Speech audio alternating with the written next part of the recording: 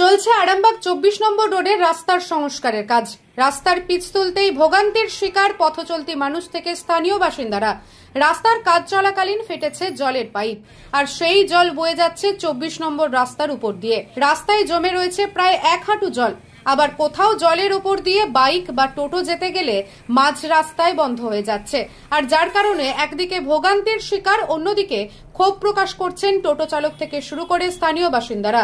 স্থানীয়দের দাবি 4 থেকে 5 দিন ধরে রাস্তার এই অবস্থা। আগে রাস্তাটা গেল, পিচগুলো তুললো, তারপর থেকে ওখানে পাইপ ভেঙে দিয়েছে, জল আসছে এরকম সারা দিন রাত এরকম জল যাচ্ছে। আমাদের যন্ত্রণা, সাধারণ মানুষ যেতে পারছে না, আমরা ব্যবসা করতে পারছি না।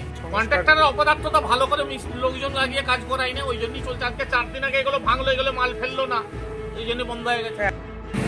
সমস্যা কি, রাস্তা কাজ হচ্ছিল, পাইপটা ফেটে গেছে। এবার আমরা জানিয়েছি পাইপটা বাগাতে আসবে। এবার আমরা চেয়ারম্যান সাহেবকে ফোন করেছিলাম, চেয়ারম্যান সাহেব বললো বিষয়টা দেখছেন। নিউজ আজ বাংলা, আরামবাগ।